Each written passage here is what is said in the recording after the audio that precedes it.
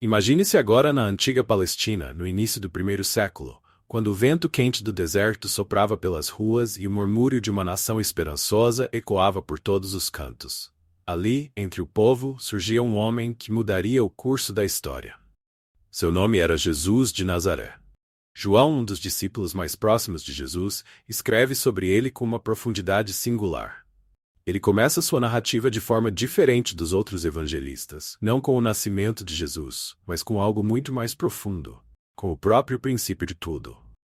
João revela que Jesus é o Verbo, a palavra de Deus, e que essa palavra estava com Deus desde o início, e que a palavra era Deus. E o Verbo se fez carne e habitou entre nós, escreve João. Imagine isso, o Criador do universo andando entre nós, como um de nós. Jesus começou seu ministério com um simples convite. Ele estava passando por João Batista, e este, vendo-o, disse a seus próprios discípulos: Eis o Cordeiro de Deus que tira o pecado do mundo. Imagine a cena. Jesus caminhando pelas margens do Jordão, sendo apontado como o Cordeiro de Deus, o sacrifício perfeito. Aqueles que ouviram essas palavras ficaram intrigados e começaram a segui-lo. E foi assim que João e André, e logo depois Pedro, foram chamados para serem seus discípulos. Vinde e vede, Jesus lhes disse, e eles foram e viram, e nunca mais seriam os mesmos. Logo no início, Jesus realizou seu primeiro milagre em um casamento em Caná da Galileia. A alegria da festa estava em risco quando o vinho acabou, e Maria, sua mãe, intercedeu pedindo ajuda a Jesus. Ele transformou a água em vinho, não apenas qualquer vinho, mas o melhor vinho que alguém havia provado. Imagine o espanto dos servos que serviram aquele vinho, sem entender o milagre que havia acontecido. Jesus então começou a viajar pela região, pregando, curando e realizando milagres que mostravam sua autoridade sobre o mundo natural e espiritual. Ele limpou o templo, chamando atenção ao expulsar os cambistas, que haviam transformado a casa de Deus em um mercado. O zelo pela pureza do culto tomou conta dele, e todos ficaram chocados com sua autoridade e coragem.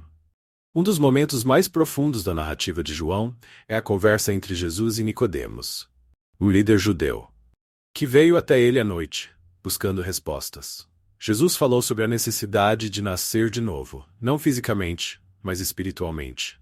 E foi nessa conversa que Jesus pronunciou as palavras que ecoam até hoje. Porque Deus amou o mundo, de tal maneira que deu o seu Filho unigênito, para que todo aquele que nele crê não pereça, mas tenha a vida eterna. O coração da mensagem de Jesus estava ali, aberto.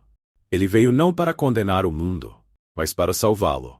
Outro encontro marcante foi com a mulher samaritana junto ao poço de Jacó. Enquanto os discípulos estavam na cidade comprando comida, Jesus sentou-se junto ao poço e começou a conversar com essa mulher.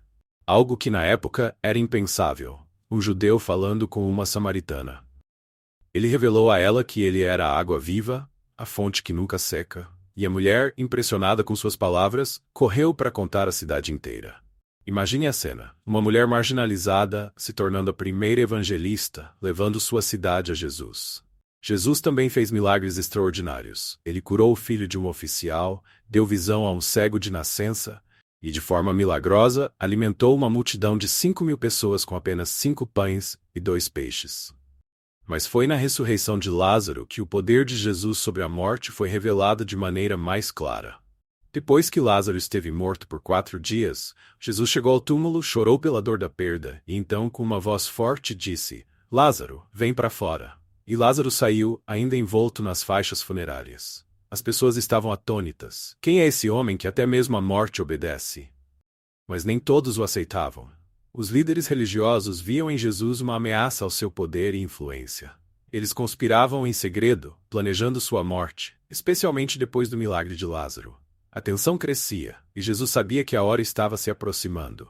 Então, durante a Páscoa, Jesus entrou em Jerusalém, montado em um jumentinho, enquanto multidões o aclamavam como rei, agitando ramos de palmeiras e gritando: Hosana, bendito que vem em nome do Senhor. A cidade estava em alvoroço, mas Jesus sabia que essa aclamação logo se transformaria em condenação. Naquela mesma semana, Jesus celebrou a última ceia com seus discípulos, onde lavou os pés deles, mostrando o verdadeiro significado de liderança e serviço. Imagine o Mestre, o Filho de Deus, ajoelhado, lavando os pés sujos de seus seguidores. Foi nessa ceia que ele falou abertamente de sua partida, deixando seus discípulos profundamente angustiados. Pouco depois, Jesus foi traído por Judas, um de seus próprios discípulos, e preso no jardim do Getsemane. Ele foi levado para julgamento, humilhado, espancado e finalmente crucificado. O Filho de Deus, aquele que tinha poder sobre a morte, se entregou voluntariamente à morte, levando sobre si os pecados do mundo. Mas a história de Jesus não termina no túmulo. No terceiro dia, ele ressuscitou. Maria Madalena foi ao túmulo e encontrou a pedra removida. E quando ela contou aos discípulos, Pedro e João correram até lá e viram que o corpo de Jesus não estava mais ali. Mais tarde, Jesus apareceu a Maria e depois a todos os seus discípulos, mostrando-lhes suas mãos e lado perfurados, trazendo-lhes paz. Após a ressurreição, Jesus ainda passou um tempo com seus discípulos, preparando-os para a missão que viria. Ele os instruiu a irem ao mundo e fazerem discípulos de todas as nações. E por fim, ele ascendeu ao céu, prometendo enviar o Espírito Santo para estar com eles. A história de João termina com uma promessa de vida eterna, para aqueles que crerem em Jesus, o Verbo que se fez carne, o Cordeiro que tira o pecado do mundo e o Rei que reina para sempre. E é assim que o livro de João nos convida a ver Jesus, não apenas como um grande mestre ou milagreiro, mas como o próprio Filho de Deus enviado para nos salvar e nos dar a vida eterna.